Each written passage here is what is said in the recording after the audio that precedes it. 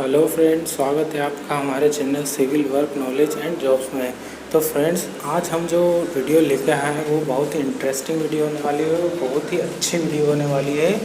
जो अगर आप नया घर बनाने का सोच रहे हैं तो अगर नया घर बनाने के लिए आप सोच रहे हैं और उसमें पेंटिंग का काम आप करवाएंगे तो आपको क्या क्या बातें ध्यान रखनी चाहिए पेंटिंग के काम के दौरान और पेंटिंग के काम से पहले, उसके बारे में हम डिस्कस करेंगे।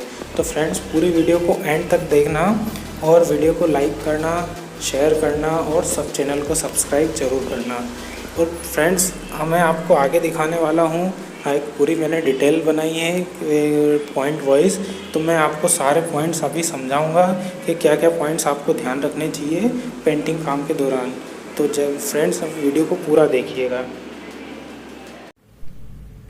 तो फ्रेंड्स, हम देखते हैं अभी कि पेंटिंग वर्क से पहले हमको क्या क्या चेकलिस्ट ज़रूरी होती है, कि मतलब क्या क्या हमको देखना पेंटिंग के दौरान और पेंटिंग करने से पहले किन किन बातों का ध्यान रखना चाहिए।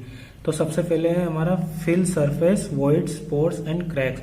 मतलब कि जो पेंटिंग हम करते हैं तो उस समय हमारे सारे जो जॉइंट्स होते हैं, वॉइड्स होते हैं और छोटे छोटे क्रैक्स जो होते हैं उनको हमको अच्छे से पहले फिल कर देना होता है, जो फिलर जो होता है, जॉइंट फिलर, उससे उसके बाद फिर हमको पेंटिंग का काम करना चाहिए। और सेकंड हमारे पास आता है clean painting surface and room. तो पेंटिंग करने से पहले, मतलब पेंट वॉल पे अप्लाई करने से पहले रूम को अच्छे से क्लीन कर देना चाहिए और वॉल को भी प्रॉपरली क्लीन कर देना चाहिए। जिससे क्या होगा कि जब पेंटिंग हम करेंगे तो उससे धूल उस पर उड़ के और पेंट के साथ दीवार पर ना चिपके। अगर ऐसा होता है तो दीवार में हमको वो धूल नजर आएगी पेंटिंग सूखने के बाद। तीसरी क्या चेकलिस्ट होगी जो हमको ध्यान रखनी पड़ेगी, सबसे जरूरी चीज है dry up primer coat for 48 hour. जो हम प्राइमर कोट करेंगे पुट्टी के बाद, उसको कम से कम हमको 48 घंटे सूखने के लिए देना होगा।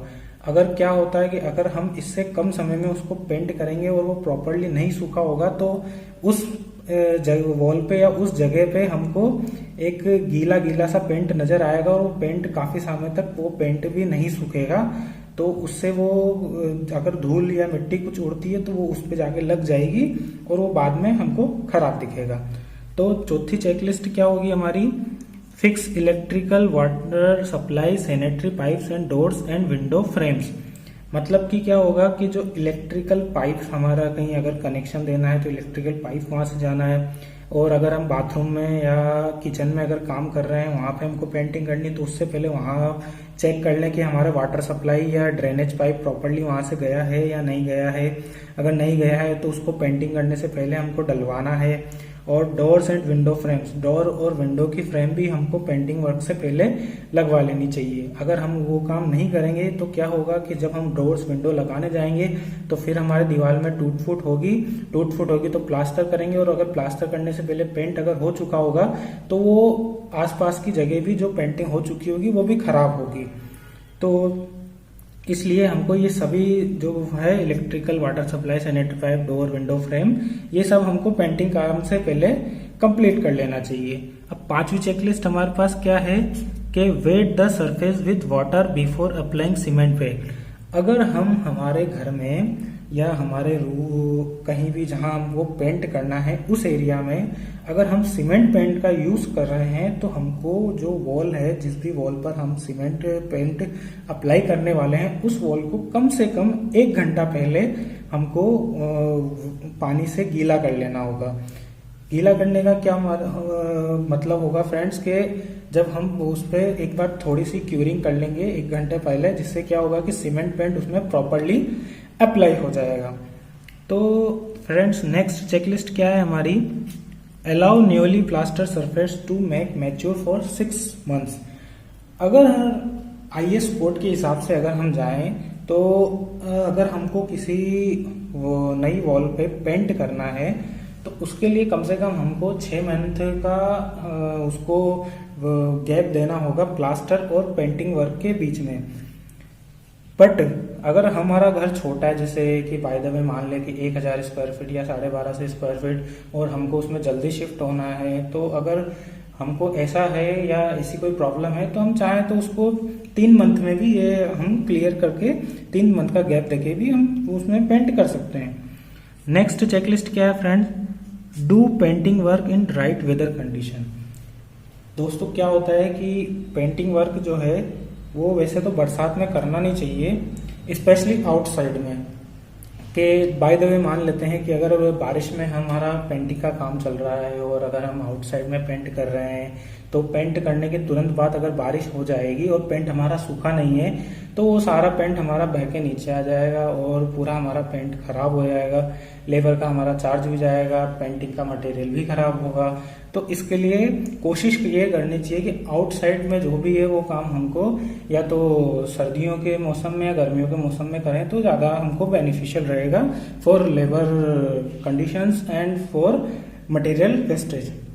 तो नेक्स्ट चेकलिस्ट फ्रेंड्स हमारी क्या होगी, 8वें नंबर की, stir paint well to maintain uniformity.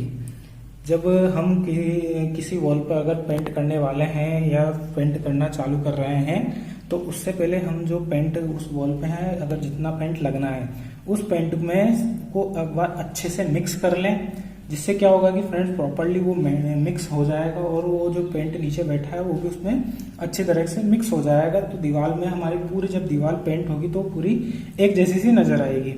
और मिक्स करने के बाद भी जब हम पेंटिंग का वर्क चालू कर देते हैं उस दीवार पर तब भी हम बार बार जैसे जैसे ब्रश उसमें डालेंगे तो एक बार स्टिर कर लें उसमें और फिर उसको वापस अप्लाई करें। मतलब हर बार के ब्रश चलाने से पहले हर बार जब ब्रश उसमें डाले तो उसको मिक्स कर लें।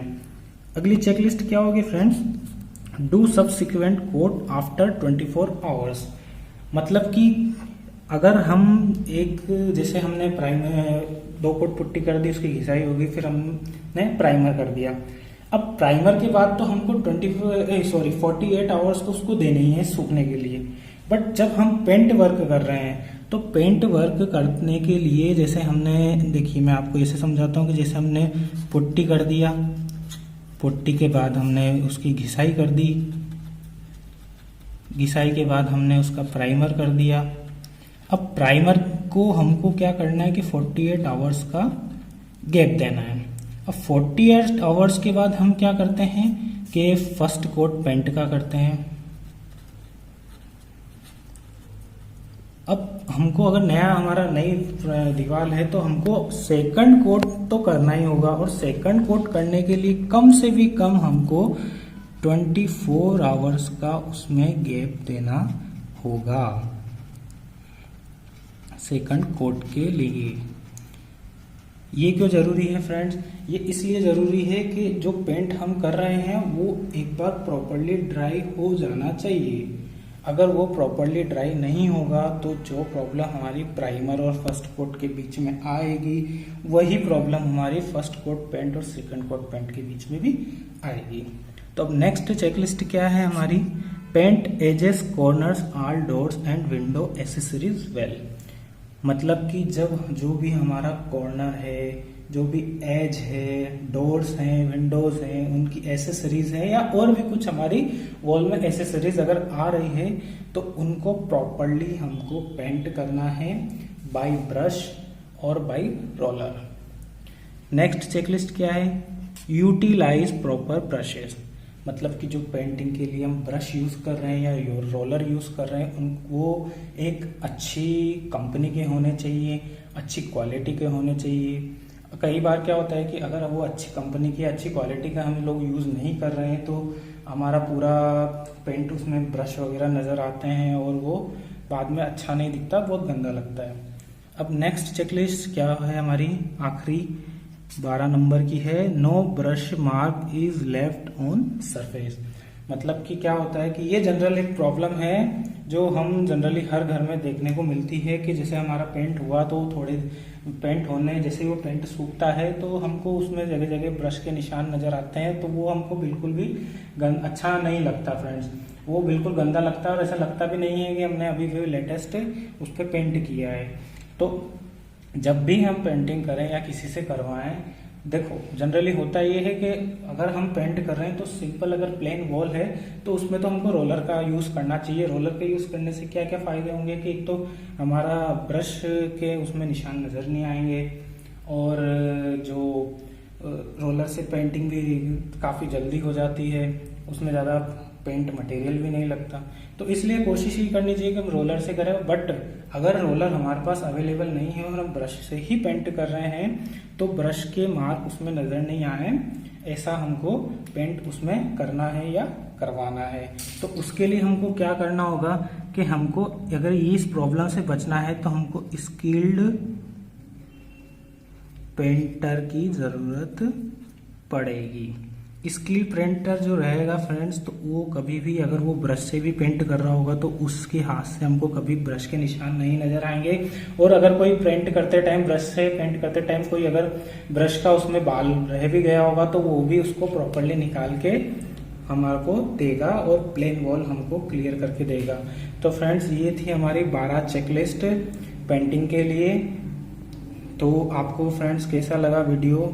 ऐसे ही नई नई वीडियो देखने के लिए हमारे चैनल को सब्सक्राइब करें, बेल आइकन को प्रेस करें, वीडियो को लाइक करें और हमको अप्रिशिएट करें ताकि हम जल्दी से जल्दी आपके लिए ऐसी नॉलेजेबल और अच्छी अच्छी वीडियोस आपके लिए बार बार लेके आ रहे हैं। Thank you friends.